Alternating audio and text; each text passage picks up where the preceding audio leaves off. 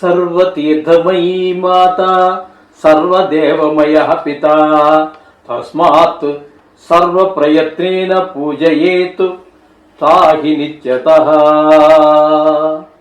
మాతృదేవో భవ పితృదేవో భవ.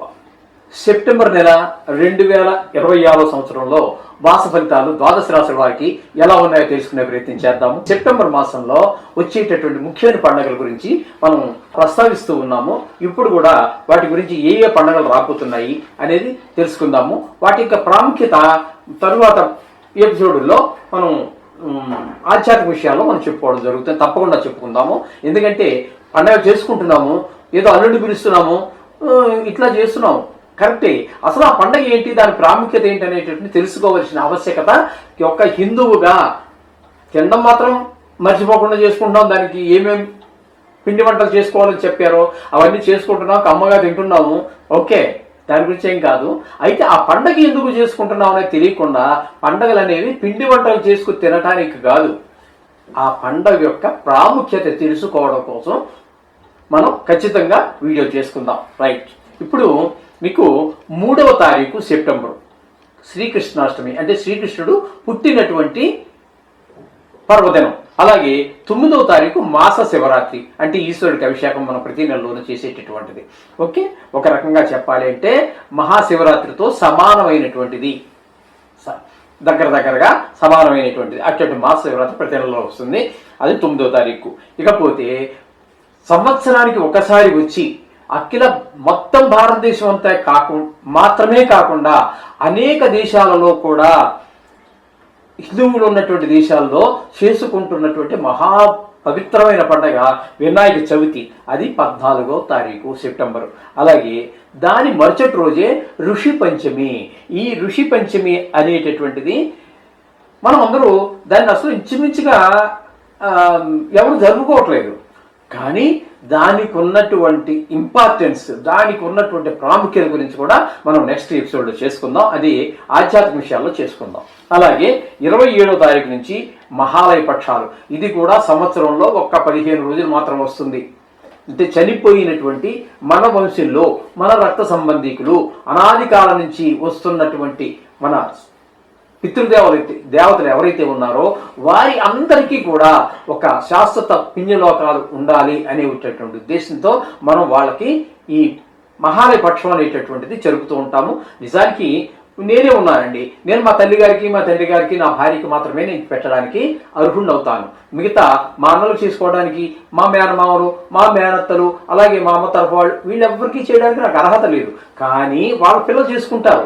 కానీ ఇటువంటి మహాలయ పక్షాల్లోనూ పుష్కరాలలోనూ కొన్ని పవిత్ర క్షేత్రాల్లోనూ వీళ్ళందరికీ పెట్టేటటువంటి సాంప్రదాయం మన హిందూ సాంప్రదాయంలో చెప్పబడింది. కాబట్టి అటువంటి మన పెద్దలందరికీ కూడా అందరినీ తలుచుకునే ఒక కృతజ్ఞత తెలియపరుచుకునేటటువంటి అవకాశం ఈ మహాలయ పక్షాల్లో మనకి వస్తుంది. ఇవన్నీ కూడా సెప్టెంబర్ నెలలో వచ్చేటటువంటి ఇంపార్టెంట్ పండుగలు. వీటి గురించి మనం సెపరేట్గా తప్పకుండా మనం వీటిలో చెప్పుకుందాం.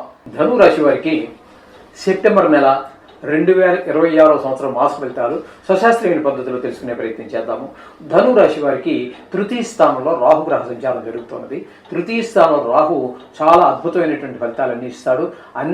తెలిసిన వారు కానివ్వండి, తెలియని వారు కానివ్వండి, అనేక రకాల కొన్ని సందర్భాల్లో మనం ముక్కు మొహం తెలియని వారు కూడా మనస వాచాకరణ ఏ రకమైనటువంటి మీకు సహాయం కావాలో ఆ సహాయం మనకి అందుతుంది. అదేదో మన ప్రజ్ఞ అనుకోవాల్సిన పని లేదు. ఆ 3వ స్థానంలో ఉన్నటువంటి ఆ రాహుగ్రహ ప్రభావం వల్ల అది మనకి ఏర్పడుతూ ఉంటుంది. అది గమనించండి. అలాగే 4వ స్థానం దగ్గరికి వచ్చినప్పటికీ దీన్ని అర్ధాష్టమ శని అంటారు. శని గ్రహ సంచారం జరుగుతుంది. ఇది అనేక రకాల ఇబ్బందులు ఏర్పడుతూ ఉంటాయి. దీన్ని కూడా కొంతమంది ఏం చేస్తున్నారు అన్నట్టయితే, ఇది ఆ కష్టాలు ఏర్పడటం తెలివి తక్కువ తనం అనుకునో, లేకపోతే వాడేదో మోసం చేసాడనో, అది ఉండొచ్చు, కావని కాదు. కానీ మొత్తం మీద మీ తెలివి తక్కువతనం మాత్రం కాదు, మీ యొక్క బద్ధకం కారణం కాదు. ఆ 4వ స్థానంలో ఉన్నటువంటి శనిగ్రహ ప్రభావం ఆ విధంగా ఉంటుంది. అందుచేత శనికి తప్పకుండా ఏదో చేసుకోవటం. ఏంటంటే ఇప్పుడు మనం మాస ఫలితాలు చెప్పుకుంటున్నాం కాబట్టి మాస ఫలితాలు ఈ మాసం గురించి చెప్పుకుంటున్నాం. కానీ మీన రాశిలో ఆయన సంచారం 2.5 సంవత్సరాల పాటు జరుగుతుంది. కొంతకాలం గడిచింది అనుకోండి, రిమైనింగ్ అది కావాలంటే మళ్ళీ మీరు మాకు ఫోన్ చేసి తెలుసుకోండి, దానికి ఏం చేయాలి పరిష్కారం అనేది మనం చెప్తాము. అది ఎందుకంటే 2.5 సంవత్సరాలు ఇటువంటి దీర్ఘకాలం ఉండేటటువంటి గ్రహాల యొక్క వాటి గురించి ఆర్థిక స్తోమత ఏమాత్రం ఉన్నా, దానికి తగిన ఆర్థిక స్తోమత లేకపోయినా దానికి ఏదైనా చెప్తాను. నేను ఓపికగా చెప్తాను. నాకు ఆ భగవంతుడు ఓపిక ఇచ్చాడు. నాకు ఉన్నటువంటి కోపాన్ని కూడా కాశీలో వదిలిపెట్టడం జరిగింది. అందుచేత మ్యాక్సిమం నేను ఏదో షూటింగ్లో ఉంటేనో, లేదా బయట ఉంటేనో, లేదా ట్రావెలింగ్లో ఉంటేనో చెప్పలేను. కానీ మీరు అడిగిన దానికి నేను సమాధానం ఖచ్చితంగా చెప్తాను. సంప్రదించండి. దానికి ఏం చేయాలి, ఆర్థిక పరిస్థితిని బట్టి దానికి తగినట్టుగా మనం చెప్తాం, ప్లాన్ చేయాలి. ఈ విధంగా అర్ధాష్టమ శని అంటారు. ఈ విధమైనటువంటి పరిస్థితి అంతా ఈ ధనురాశి వారికి ఉన్నది. సప్తమ స్థానంలో 18 రోజులు, అష్టమ స్థానంలో 12 రోజులు కుజుని యొక్క సంచారం జరుగుతోంది. ఈ రెండు కూడా ఈ 17వ స్థానంలో ఉన్నప్పుడు భార్యాభర్తల మధ్యన, జాయింట్ వ్యాపారస్తుల మధ్యన భిన్నాభిప్రాయాలు ఏర్పడటము, కీచులాట్లు ఉండటం జరిగితే 8వ స్థానంలోకి వచ్చాక చాలా చెడు వార్తలు ఏవో వినే పరిస్థితి అంతా కనబడుతూ ఉంటుంది. అవమానాలు అవన్నీ కలుగుతుంటాయి అష్టమ స్థానంలో కుజుడి వలన. అలాగే అష్టమ స్థానంలో గురువు ఉండటం వల్ల కూడా ఏ విధమైనటువంటి ప్రయోజనం లేకపోగా ఇక్కడ కూడా చెడు వార్తలు వినటము, పెద్ద దుఃఖం కలగటం, అవమానాలు, పరాభవాలు ఇవన్నీ జరిగేటువంటి అవకాశం గురువుల వల్ల కూడా కనబడుతుంది. ఎంత శుభగ్రహమైనప్పటికీ ఈ గోచారంలో ఏంటంటే ఉన్న స్థానాన్ని బట్టి ఫలితాలు ఉంటూ ఉంటాయి. ఇది కాకుండా దీనికి మనం ఇంకా లోతుకు వెళ్ళాలి అన్నట్టయితే మూర్తిమంతం అని ఉంటుంది. ఆ మూర్తిమంతం చూసి మనం రిజల్ట్ చెప్పాలి. ఇది కూడా ఎందుకంటే ఇప్పుడు మనం చెప్పుకుంటున్నటువంటిది గురువు కూడా ఇక్కడ సంవత్సర కాలం పాటు ఉంటాడు. కొద్ది రోజులు గడిచింది కానీ ఒక సంవత్సరం పాటు కాబట్టి ఇటువంటి శని, గురువు, రాహు, కేతు లాంటి వాటికి ఎంతకాలం ఉందని చూసుకుని ఒక మంచి జ్యోతిష్యుని కలిసి దాని పూర్తి వివరాలు తెలుసుకొని దానికి తగినటువంటి శాంతి చేసుకోవడం అనేది అవసరం. ఒకవేళ ఆర్థిక పరిస్థితి లేదు, దానికి తగినట్టు ఉన్నాయి, దానికి తగినట్టు ఉంటాయి కూడా. అవి ఆ విధంగా మీరు ఏది అడిగినప్పటికీ ఫోన్ చేసి నేను చెప్పడం జరుగుతుంది, సందేహం లేదు. శోభంభూయ. ఇకపోతే బుధుని యొక్క సంచారం భాగ్యస్థానంలో 7 రోజులు, దశమ స్థానంలో ఒక 23 రోజులు జరుగుతున్నది. ఇక్కడ భాగ్యస్థానంలో శుభ ఫలితాలు ఇవ్వకపోయినప్పటికీ 7 రోజుల పాటు 23 రోజులు మీకు దశమ స్థానంలో ఉన్నాడు కాబట్టి ఆయన అక్కడ మీకు వృత్తిపరమైన అభివృద్ధి ఖచ్చితంగా కనబడుతుంది. దానిలో లాభాలు పొందగలుగుతారు. ఒకవేళ మీరు గవర్నమెంట్ ఉద్యోగం అయితే ప్రత్యేకించి లాభం అంటూ రాదు, ఏ ప్రమోషన్ రావటము, లేకపోతే మీ బాస్ మిమ్మల్ని నేర్చుకున్నారు, చాలా బాగా చేసావా అనొచ్చు, మీ సుపి మీకంటే పై అధికారి, చాలదా, ఎంత తృప్తి ఉంటుంది. ఆ విధమైన ఏదో మొత్తం మీద మీకు ఒక దశమ స్థానంలో ఉన్నప్పుడు వృత్తిపరమైనటువంటి మీ సొంత వ్యాపారం అనుకోండి, వ్యాపారం బాగా జరుగుతుంది, లాభాలు వస్తాయి ఎక్కువగా. అలాగే చేత ఈ ఏదో ఒక బెనిఫిట్ ఖచ్చితంగా చూపించి తీరుతాడు బుధుడు దశమ స్థానంలో ఉన్నప్పుడు. అలాగే రవి యొక్క సంచారం తీసుకున్నట్టయితే రవి యొక్క సంచారం 9వ స్థానంలో 17 రోజుల పాటు, 8వ దశమ స్థానంలో అంటే భాగ్యస్థానంలో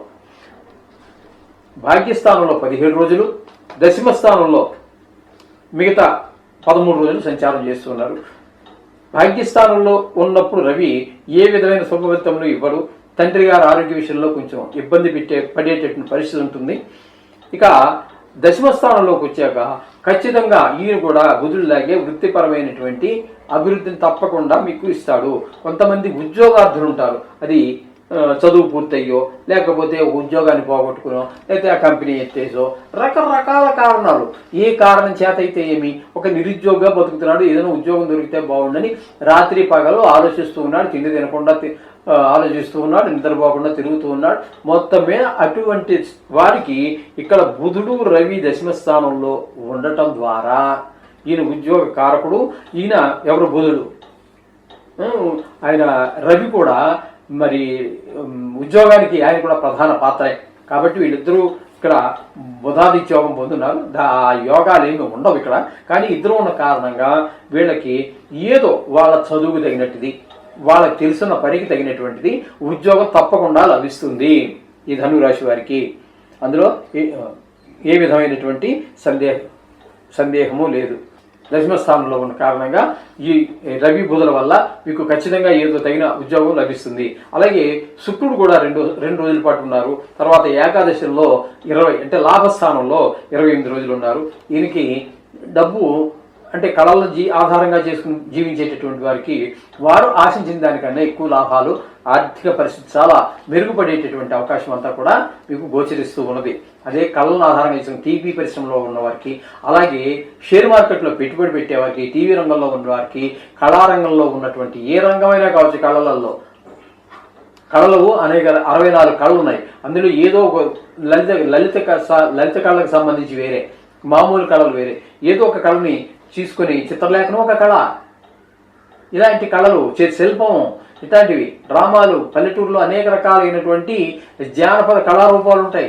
వాటిని ఆధారంగా చేసుకుని జీవనం చేసేవారికి వీళ్ళందరికీ కూడా శుక్ర భగవానుడు చాలా అత్యుత్తమైనటువంటి ఫలితాలను ఇవ్వబోతున్నారు. అందుచేత వీరు షేర్ మార్కెట్లో కూడా పెట్టడానికి మంచి అవకాశం ధనురాశి వారికి. ఇది ఒకటి గమనించండి. అంటే మొత్తంగా ఇప్పుడు ఒక్కొక్క గ్రహాన్ని గురించి చెప్పుకున్నాం కదా. ఇప్పుడు మొత్తంగా మనం చెప్పుకోవాలి అన్నట్టయితే రాహు నెలంతా మీకు పూర్తి శుభుడు, అలాగే శుక్రుడు పూర్తిగా మీకు పూర్తి శుభుడు, అలాగే బుధుడు కూడా సుమారుగా 23 రోజులు అంటే తక్కువేం కాదు, 30 రోజుల్లో ఆయన కూడా ఇంచుమించుగా 3 గ్రహాలు పూర్తిగా అనుకుందాము. రవి మాత్రం ఒక 18 రోజులు మీకు అనుకూలమైనటువంటి పరిస్థితిలో ఉన్నారు. కాబట్టి ఈ విధమైనటువంటి పరిస్థితి ఇక్కడ గోచరిస్తోంది. కాబట్టి వీళ్ళకి బాగుందని చెప్పచ్చు, అందులో సందేహం ఏం లేదు. కానీ ఏదైనప్పటికీ ప్రతికూలమైన గ్రహాలు ఉండే తీరుతాయి. కాబట్టి మన నిత్య పూజలో ఒక భాగంగా నవగ్రహాల యొక్క అనేక రకాలు ఉన్నాయి, బీజాక్షాలు ఉన్నాయి, వేదమంత్రాలు ఉన్నాయి. మీకు ఏది వస్తేది, ఏది రాలేదు వారాల పేరు చెప్పేసుకోండి. ఆదిత్యాయ, సోమాయ, మంగళాయ, బుధాయ, గురు, శుక్ర, శని, గెచ్చ, రాహవే, కేతవే అనేది మీకు వస్తే చెప్పండి. అది కూడా ఛాయాగ్రహాలు కాబట్టి ఆ 7 వరుసగా చెప్పేసి రాహవే, కేతవే, నమః అని 2 అది కూడా జాయిన్ చేయండి. 9 గ్రహాలు అయిపోతాయి. ఈ విధంగా చేసినట్టయితే మీకు సర్వశుభాలు ఏర్పడతాయి. శుభం భూయాత్.